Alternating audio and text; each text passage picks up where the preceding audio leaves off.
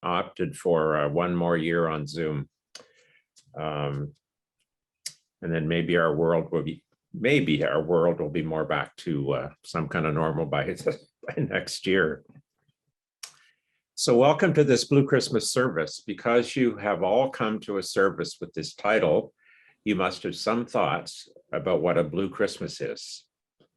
Some will remember Elvis's song, "I'll Have a Blue Christmas Without You." And though our own feelings about a blue Christmas won't be wrapped up in Elvis's words, the song does say when those blue snowflakes start falling, that's when those blue memories start calling. And blue memories are in particular why we gather here this evening.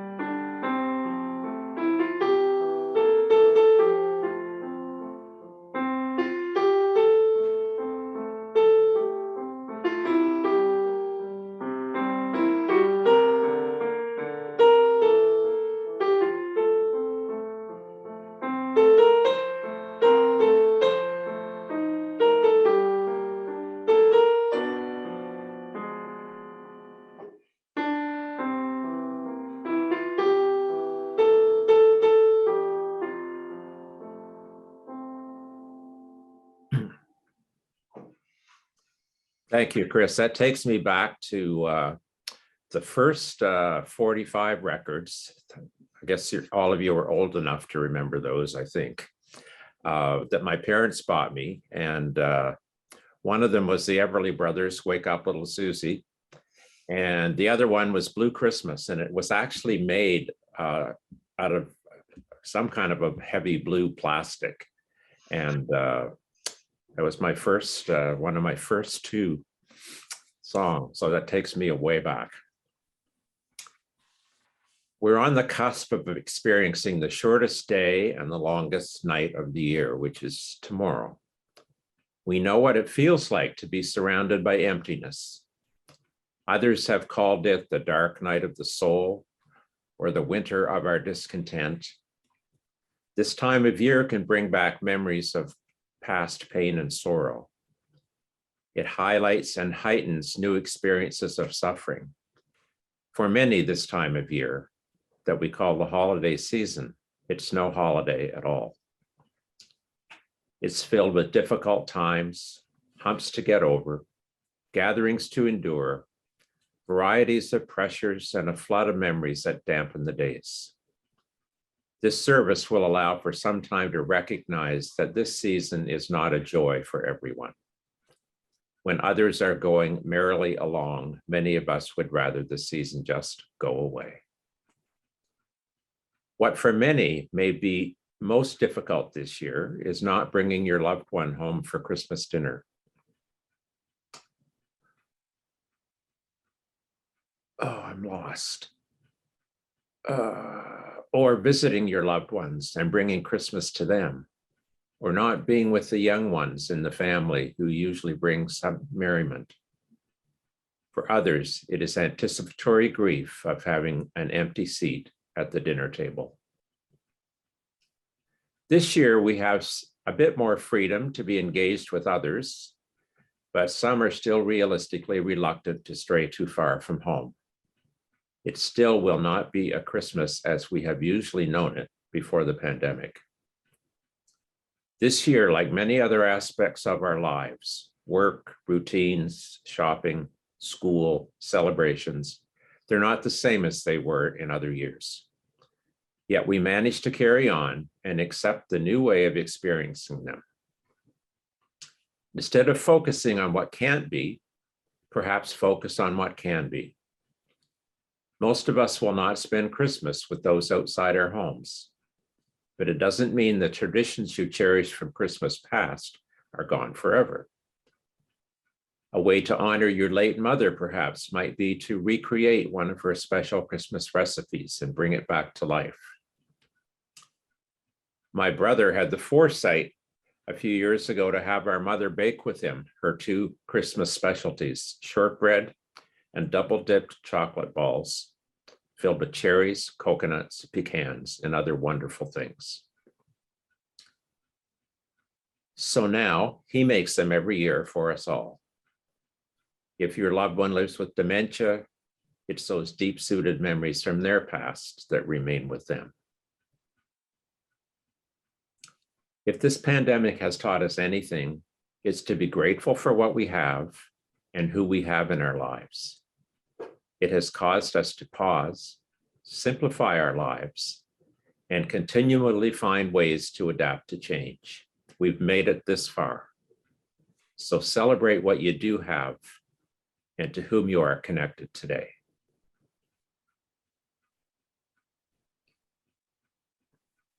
In this service, we will be given the chance to offer up the pain, the loneliness, the sad memories, and the anxiety and fear to the one whose birth we eagerly await. We pray that you will find hope and peace in this service and comfort in knowing that you are not alone. And please pray with me the opening prayer. Dear God, we come to you tonight to acknowledge the blue feelings we are having at this Christmas time. Sometimes we even feel guilty because we have these feelings. The world tells us it is supposed to be a time of joy and celebration, and yet it can be some of the bleakest times for us.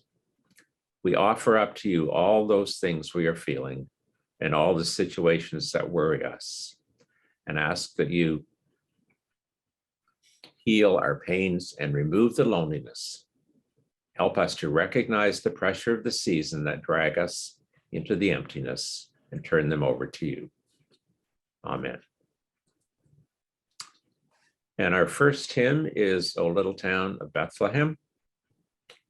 You can sing as loud as you want at home.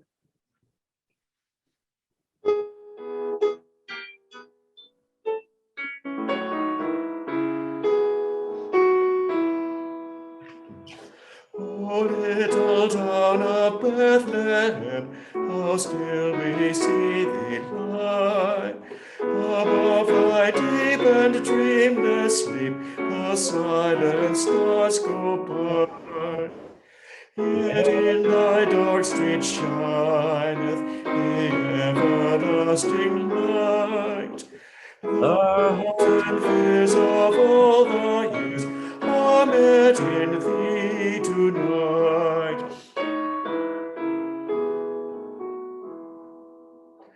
How silently the wondrous gift is given. So God imparts to human hearts the blessed gift of heaven. though we're It is coming, but in this world of sin, where weak souls will receive him, still the dear Christ enters in. And Irma has some words of scripture for us.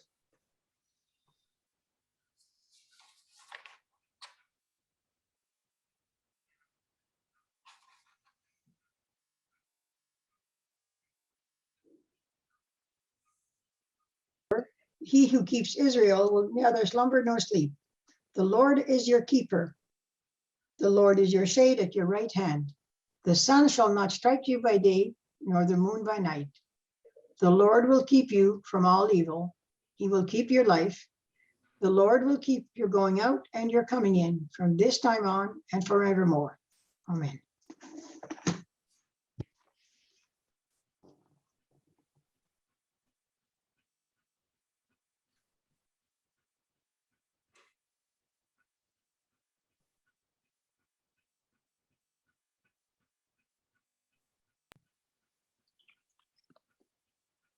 We'll move on now to the liturgy of remembering, using our Advent wreath candles. We'll light 4 candles today. The 5th one, of course, is for Christmas Eve. The first candle we light is to remember those whom we have loved and lost.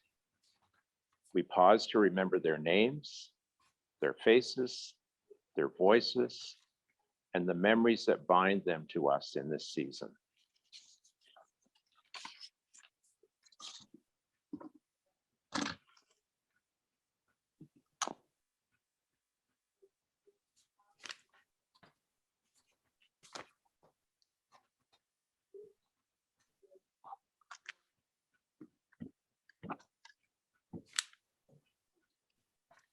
May God's eternal love surround them. The second candle we light is to redeem the pain of loss, the loss of someone who was very important to us, part of our lives and part of our own selves. We pause to gather up the pain of the past and offer it to God, asking that from God's hands we receive the gift of peace.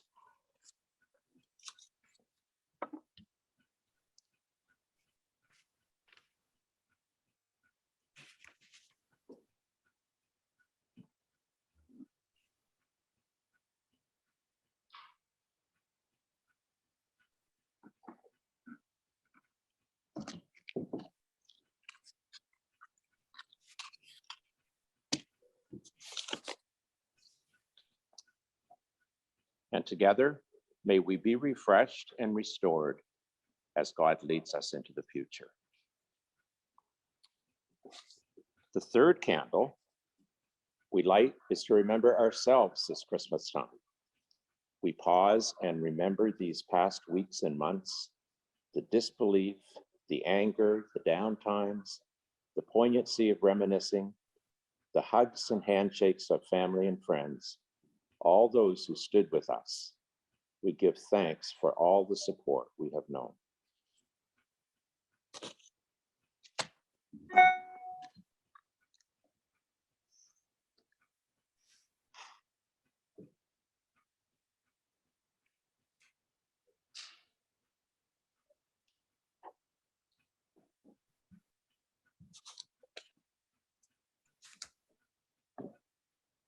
And together, let us remember those who have shown care for us. The fourth candle is lit to remember our faith and the gift of hope which the Christmas story offers us. We remember that God, who shares our life, promises us a place and time of no more pain and suffering.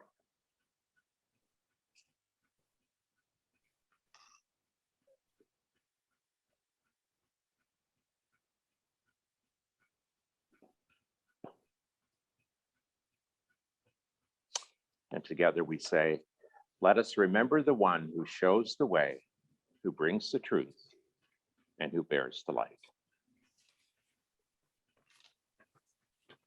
A candle is burning.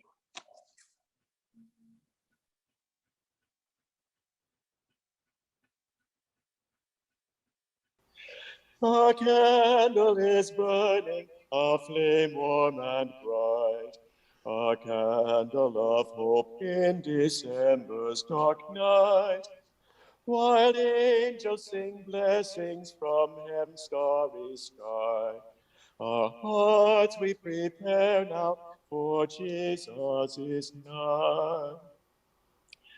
A candle is burning, a candle of peace, a candle to signal that conflict must cease. For Jesus is coming to show us the way, a message of peace humbly laid in the hay.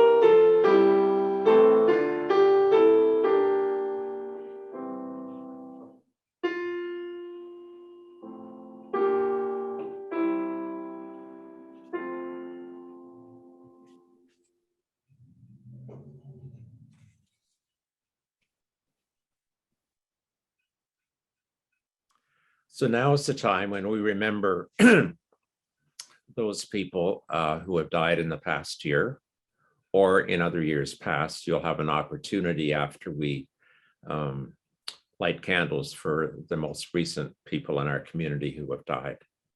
So if you have a candle yourself, you can light it at that time. Light represents life, and candles represent the essence of life in a beautiful, meaningful, and symbolic way. Lighting memorial candles is a powerful ritual that has endured for thousands of years. It is cross-cultural and worldwide. The lighted candle is a sign of comfort and hope, reminding us of the warmth the loved one brought into our lives. We will light our candles with gratitude that our loved ones lived and that we shared in their light for a time. And Chris, could you, David, could you go back to the previous slide with the names on it? Okay.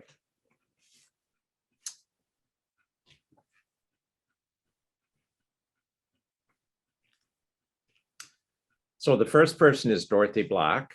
Dorothy was a much loved member of our Tuesday community, challenging at times, lovable most times.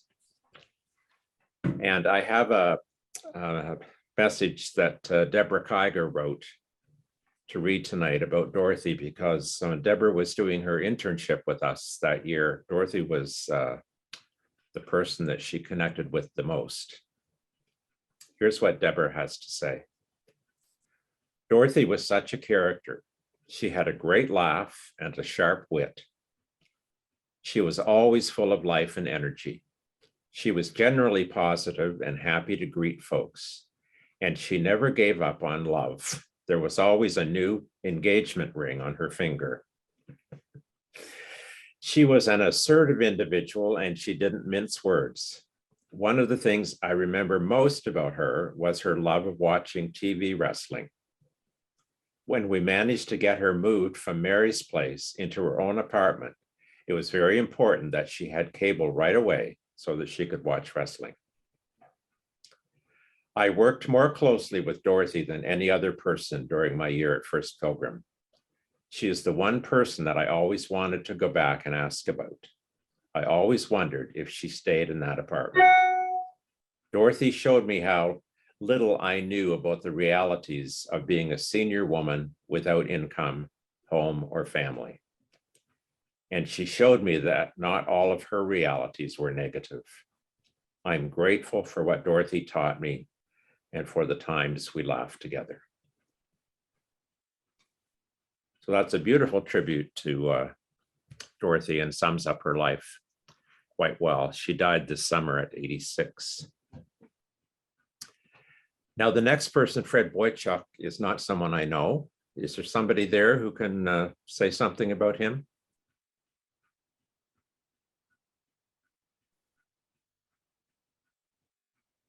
Yes, Bill. Fred was my son-in-law. He was married to Janice, Okay. and he had a brain tumor May, Yeah. in June, and it was cancer. He Oh. lived for 5 months. It was a very hard 5 months for him, Oh, and he died in November. He was Okay. only 64. I'm very sorry to hear that. Did not know that. Light a candle. So this candle is for Fred. We've got one here as well. Yes, okay. There's Janice beside me, his wife. Hi, Janice.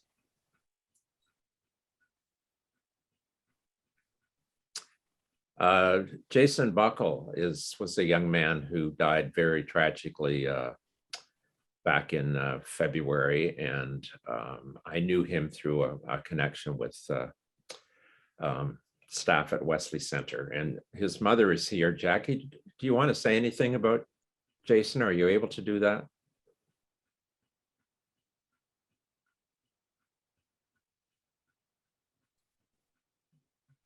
Hi, I just want to say that he was just starting his life as a school teacher in Ottawa. He graduated. Can you hear me? Yes. He graduated from McMaster University in kinesiology, was a wrestler for McMaster, and moved down to Ottawa to become a school teacher. And February of this year, unexpectedly, he died of a brain aneurysm, and he was 27 years old. So this Christmas is very hard for me because that's when he'd be home for Christmas. So he's just a wonderful spirit, a joy to be around. I miss him terribly. Well, blessings with your family for this Christmas. Thank you, Bill. Jason was a champion wrestler too, as well, right? Yes. Yeah. He was from high school right into university. Good. So this candle we light for Jason Buckle.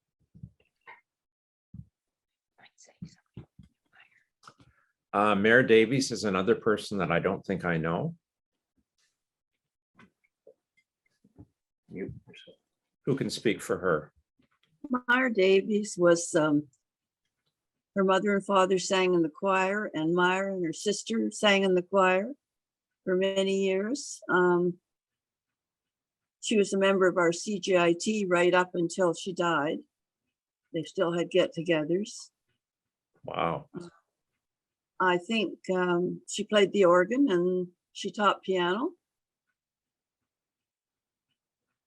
Yes, I can add to that. She was Yes. well known in the organist community. She played at various churches. I think Grace Lutheran comes to mind. She played there for a while. I was a good singer, as well as a good player and a good encourager of young people in their musical studies. She also spoke Welsh. Not very many people can claim that they do that. So we were singing a hymn with a Welsh title and wondered how to pronounce it. Meyer was always someone you could go to for the correct pronunciation. Great lady she was. So we light this candle for her. Yes. Now, everybody's probably going to want to talk about Rena Durkin.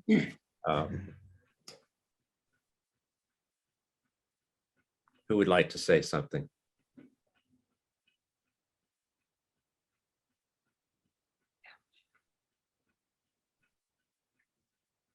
Well, I'll start if you like. Rena was just so charming.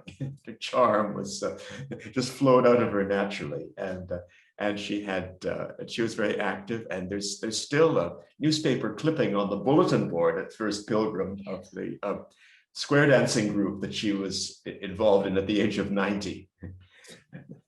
And we'll all miss Rena and her friendliness and her irrepressible charm. And Rena never lost her Scottish brogue, or the way she spoke. Right. It was very evident, and she was a very strong Scottish person. And she was a really, as you say, she had charm, and she always remembered things about you. And every week she sat with Liz and Al, and she developed a really good friendship with Liz, and she was a lovely lady. Yes, she sounded like she just stepped off the boat. Yes. I used to, when I first started at First-Pilgrim, I used to sit with her near the back, and I think eventually she moved up to hear better. Mhm. But she always had a laugh, and I remember how excited she was when she told me that she'd just come back from Las Vegas Oh, celebrating her 80th birthday. yes. I reminded her that United Church people are not supposed to gamble, but she could have a pass for her 80th birthday. Yes. So, whoops.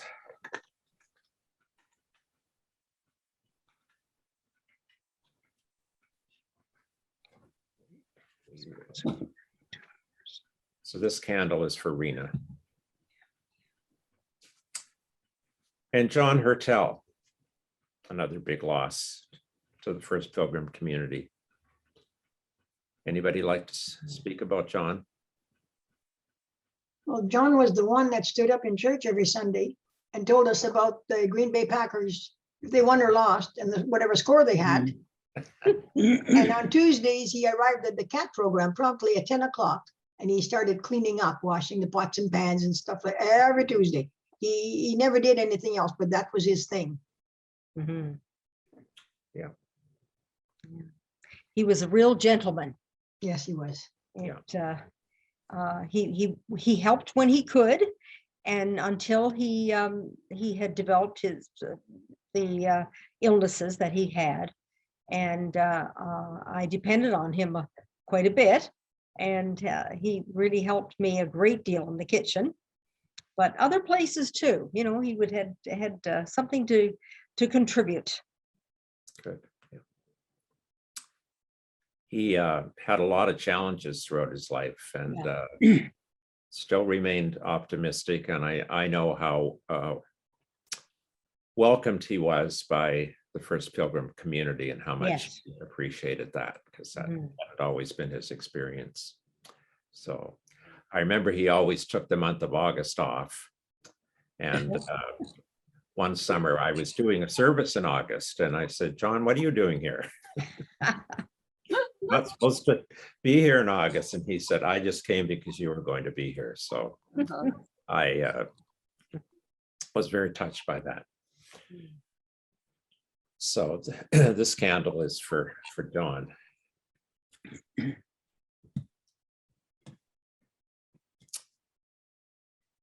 Harry Lewis.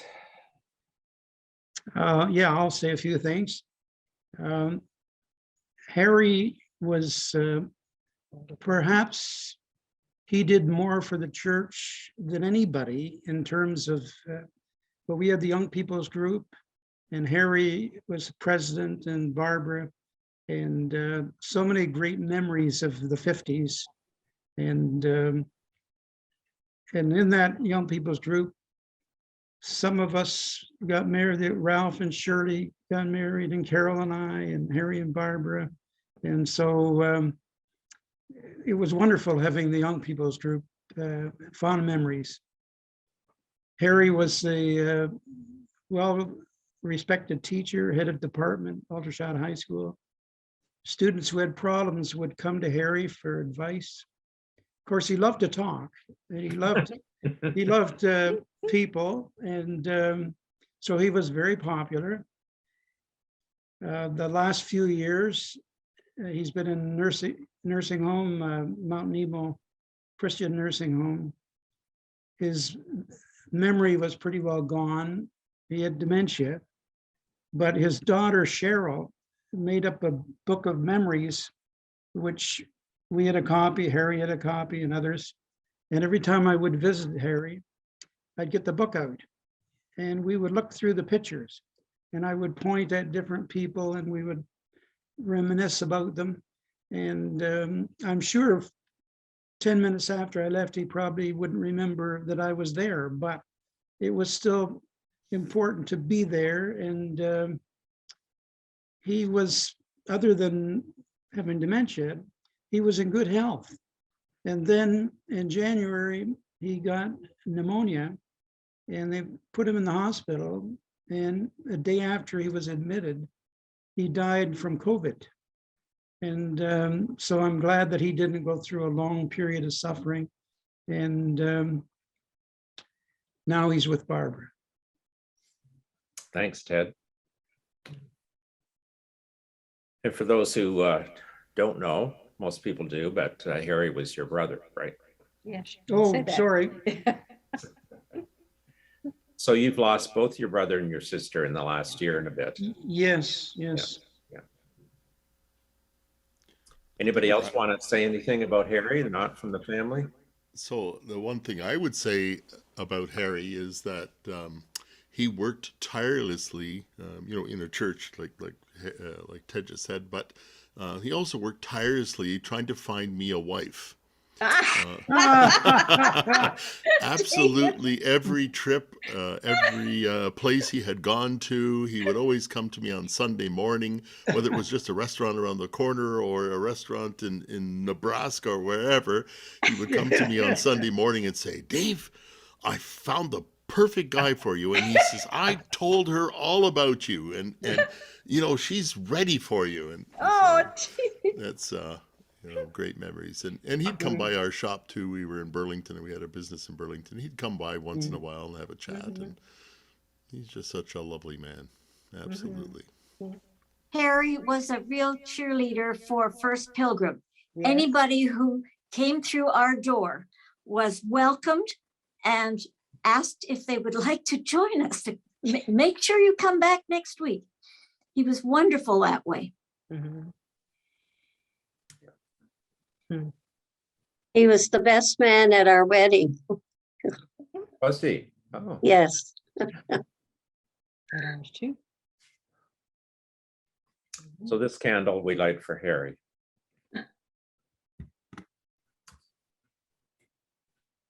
Now, the next two people, I assume that they're related, Carol and Gary Roberts. I also do not know.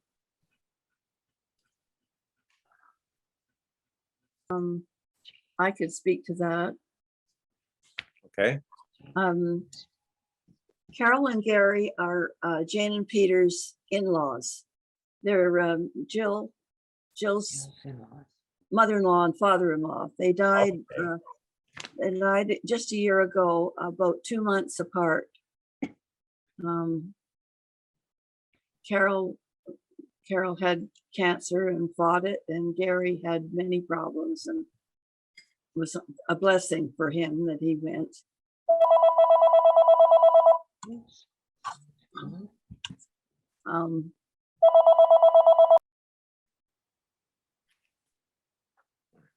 Well, we'll light this candle for Carol. Yeah.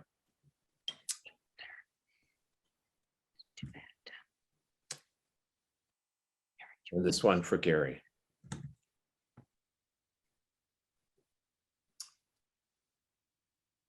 And Mildred McLaren. Is Mary Jo on tonight? No. I didn't see her. No. Who would like to say something about Mildred? That's Mary Jo's mother-in-law, and she's a longtime member. She came to us from First United.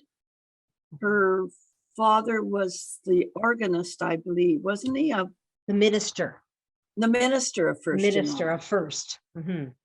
What was her name? What was his name? Aitken. Aiken. Okay, Reverend Aiken was, yes. Mhm. And yeah, she was quite a lady. Yes. And she married Joe McLaren, Mhm. of course, Mary Jo's father. And they went away on a honeymoon, and he died, had a heart attack. They went to his cottage. He had a heart attack and died Yes. about 7 days after they were married. Mhm. Very tragic. Mhm. She was a lovely lady. Yes. She was a yes. real lady, like, you know, you could, she really, she talked to people like she remembered things about you, and it was really nice. She and I bonded early on because when we found out we were both Maritimers. Oh, yeah. So, and she loved Prince Edward Island. Went back, I think, as almost every year until she wasn't able to go any longer. Yeah, so very proud Maritimer. Mm. So this candle is for Mildred.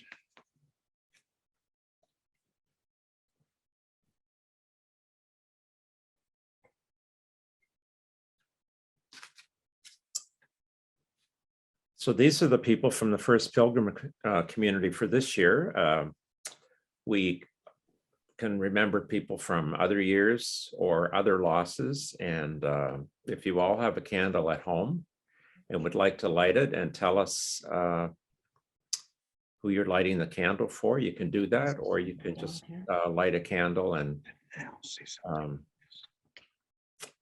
say the name in your heart. So I ask each of you now to light your candles and think what you loved about your loved one, or a moment in time that you especially remember. And again, whisper or say their name aloud. Feel the presence of gratitude in your hearts as we celebrate the life lived. This is one's for Ralph.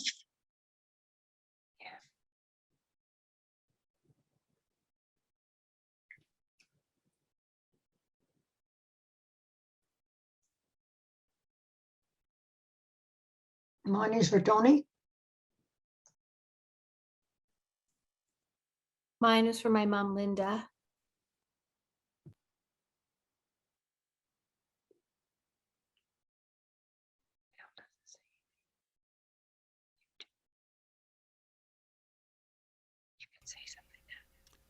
Mine would be for my mom, my dad, and my bonus mom.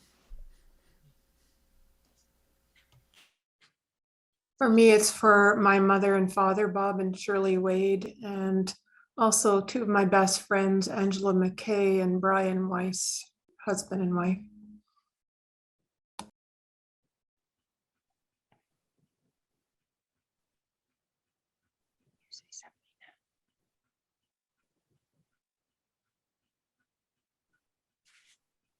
I'd like to light a candle in memory of my sister Liz, and Al's wife Liz, cousins.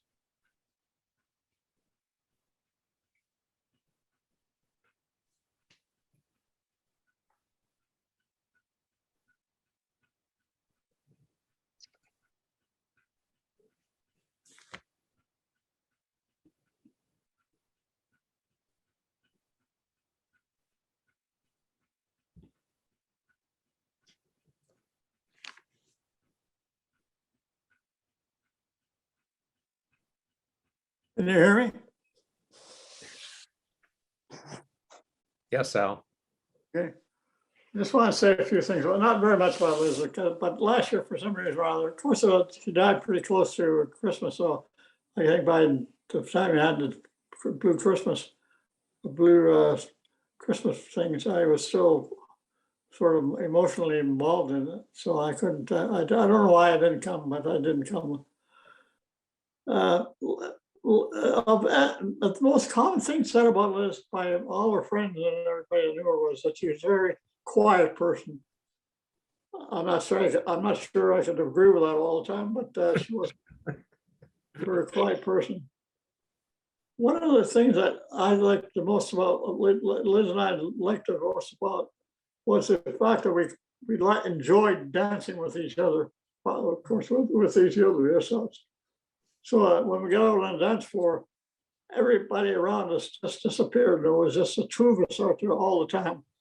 And I think that was the most important thing to the two of us, to be able to get up there and dance. Not that we were the best dancers in the world, but that didn't matter. So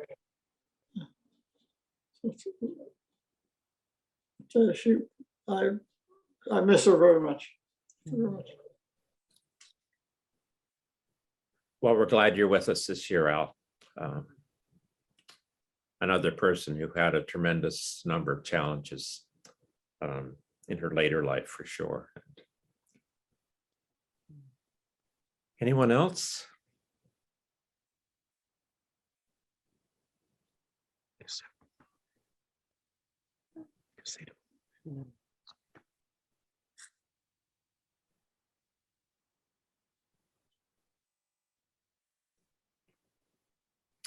I want to light a candle for my friend Wilma from Winnipeg, who died early this morning. We met 1985 when I was a student in England, and she and her husband and 3 children had come from Winnipeg for the year. Her husband is a doctor, and he came to do some extra study. And through a chance meeting with him in a bookshop, he invited me home to dinner early on in my year, and we became wonderful friends for that whole year, and have kept it up all these years from Winnipeg. And she died this morning, so this candle is for Wilma.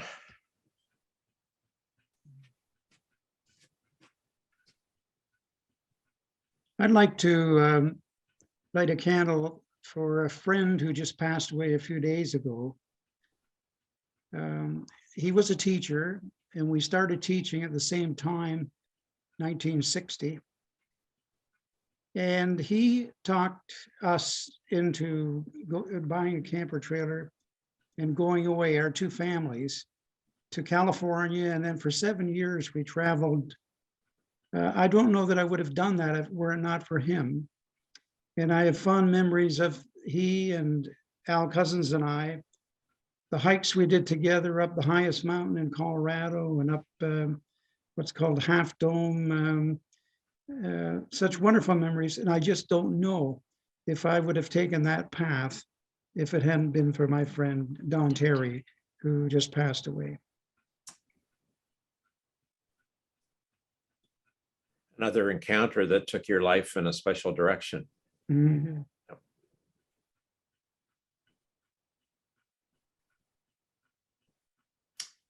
And we always light a candle for those no longer with us, who have no one to light candles for them or to remember them. Sadly, there are many, many such people.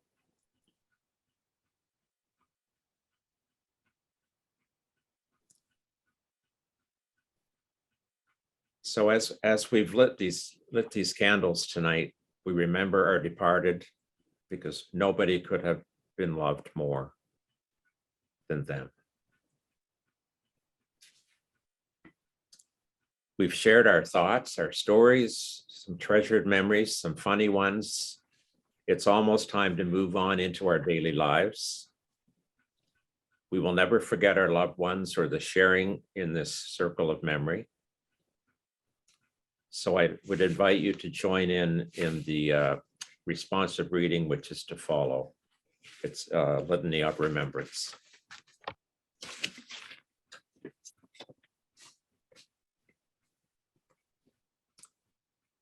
In the rising of the sun and its going down, we will remember. In the opening of the buds and in the rebirth of spring, we will remember. At the blueness of the skies and in the warmth of summer, we will remember. At the rustling of the leaves and in the beauty of autumn, we will remember. At the beginning of the year and when it ends, we will remember. When we are lost and sick at heart, we will remember. When we have joys that we yearn to share, we will remember. For long as we live, they too shall live, for they are a part of us. We will remember. So I'd invite you now to look into the flame of your candle. Close your eyes for a moment. With your eyes closed, blow out the candle. You will still see the flame still glows behind your closed eyes in your mind. And so it is with our memories.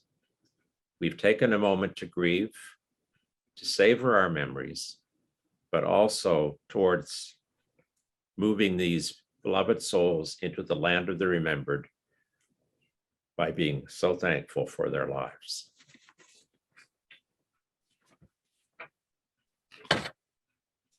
And I'll call on Shirley W. now.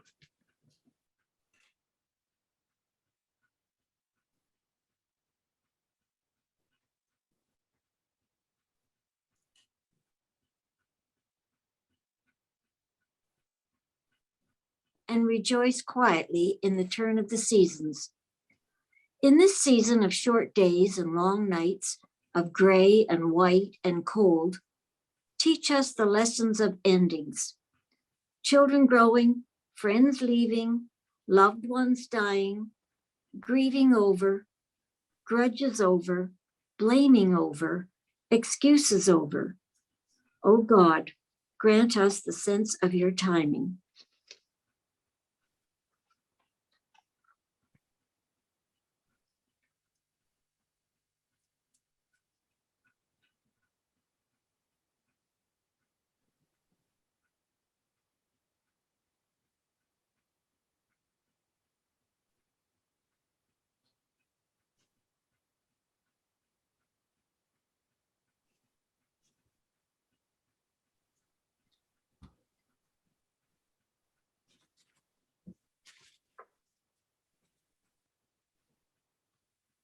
In this season of short days and long nights, of gray and white and cold, teach us the lessons of beginnings, that such waitings and endings may be the starting place, a planting of seeds which bring to birth what is ready to be born, something right and just and different.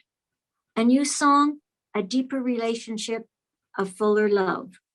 In the fullness of your time, O God, grant us the sense of your timing.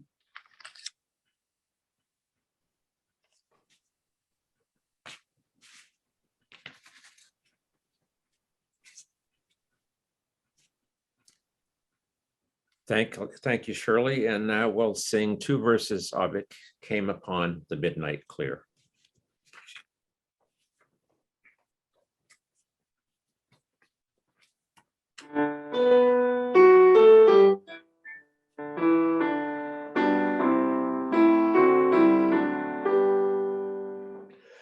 It came upon the midnight clear, that glorious song of old, from angels bending near the earth to touch their harps of gold.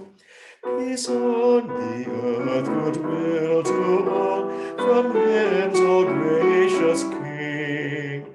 A world in solace solemn stillness lay to hear the angels sing.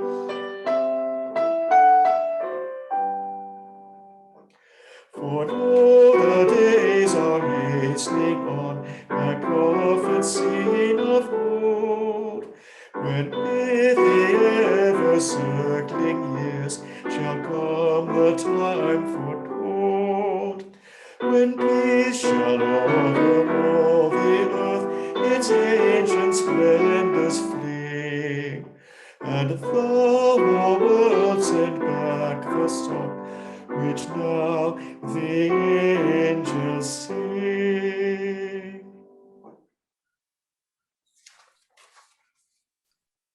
Some words of hope. God did not wait until the world was ready or till nations were at peace. God came when the heavens were unsteady and prisoners cried out for release.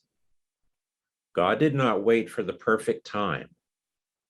God came when the need was deep and great. God dined with sinners in all their game. God did not wait till hearts were pure. In joy, God came to a tarnished world of sin and doubt, to a world like ours of anguished shame. God came and God's light would not go out. God came to a world which did not mesh, to heal its tangles, shield its scorn. In the mystery of the Word made flesh, the maker of the stars was born.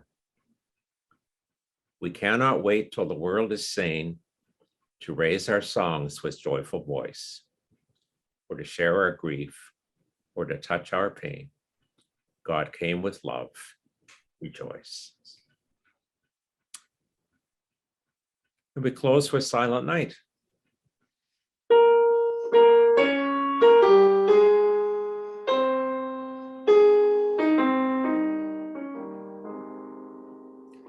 Silent night, holy night, all is calm, all is bright. Round yon virgin mother and child, holy infant so tender and mild, sleep in heavenly peace, sleep in heavenly peace.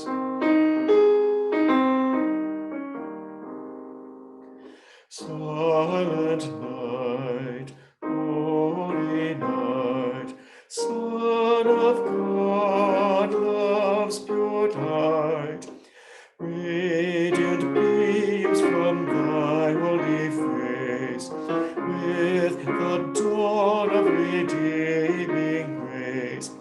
Jesus, Lord, at the birth, Jesus, Lord, at thy birth.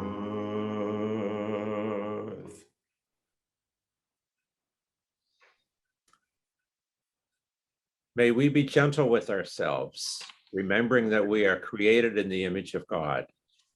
May we go into the world with honesty and thanksgiving, embracing tears, laughter, and all that is good. For it is the protection of God that comforts us, the courage of Jesus that sustains us, and the tenderness of the Spirit that warms us now and forever. Amen.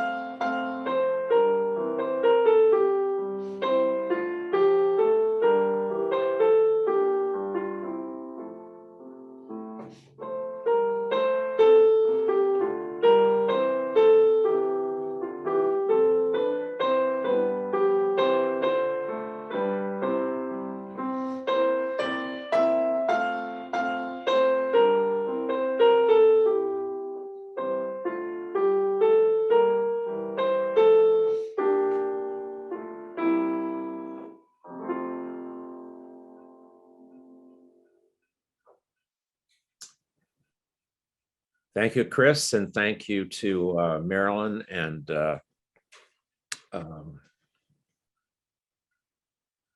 goodness, David, sorry, for all the technical work and helping this happen. And to Irma and Shirley for reading, and I thank all of you for coming. Normally we have coffee after this service, but you'll have to make your own this year. Anyway, I wish you all as merry a Christmas as you can have, and thanks for coming. And on behalf of the group, Reverend Bill, we would all like to thank you for again leading us in a Blue Christmas service. You really do such a wonderful job. So thank you very much, Bill. You're welcome. Thanks. Yes, thank you, Bill. Yeah, very meaningful. I really enjoy doing it. So. Thank you so much, Bill, and thank you everybody for welcoming me to the group tonight. I really appreciate it. I've missed seeing you, Bill, so thank you so much. Okay, I will be in touch soon. Okay, thank you.